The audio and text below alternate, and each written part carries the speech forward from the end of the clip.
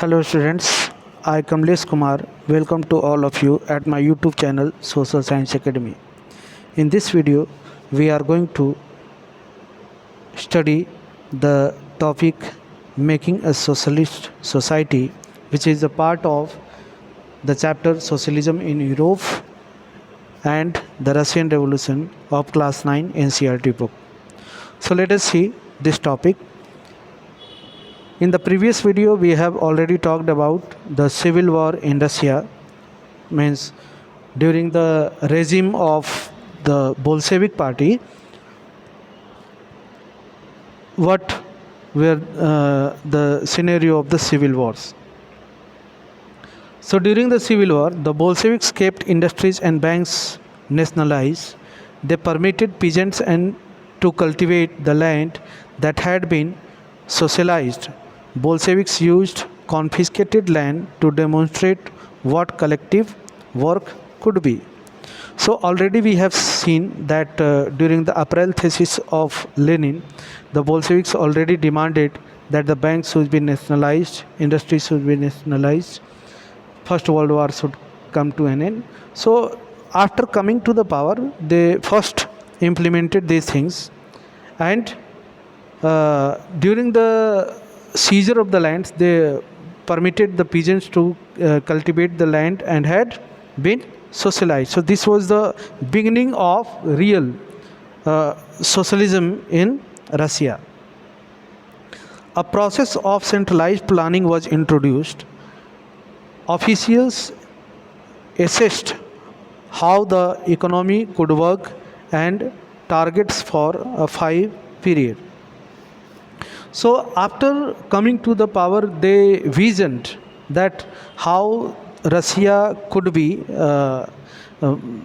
brought on the path of progress. So they executed this centralized planning, and they set the target for 5 years, that in which sector how much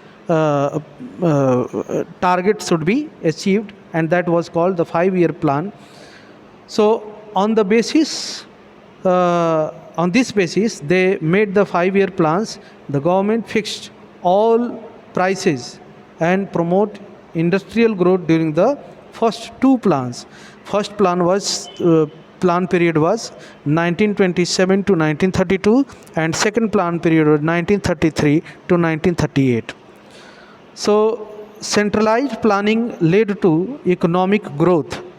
Industrial production increased between 1929 and 1933 by 100% in the case of oil, coal and steel. New factories, cities came into being. So this was the achievement of the centralized planning or well-planned economy for the Soviet Russia. And we India also adopted this concept of 5-year plan from Russia after independence, when we started to implement the 5-year plan in 1950s. So however, rapid constructions led to poor working conditions in the city of Magnitogorsk. The construction of a steel plant was achieved in 3 years. So workers lived hard lives, and result was 550 stoppages of work in the first year alone.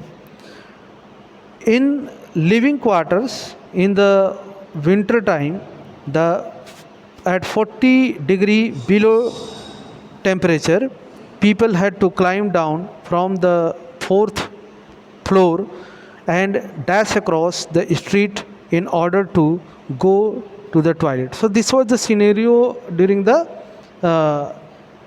rapid construction, unplanned construction. An extended schooling system developed, and arrangements were made for factory workers and peasants to enter universities. Creches were established in factories for the children of women workers. Cheap public health care was provided. Model living quarters were set up for workers. The effect of this was uneven, though, since government resources were limited. So, with this limited resources, as we have seen in the first two or three classes of this chapter, that when all around the world, when industrial revolution was going on, the conditions of workers were not very good. The working people were not having their fixed hours, fixed wages, fixed working conditions at their factories. So all those things were achieved after this revolutionary period. Uh, Next topic will be Stalinism and collectivization. So that's all in this video. In the next video, we will talk about Stalinism and collectivization. Thanks. Keep watching. Have a nice day. Thank you.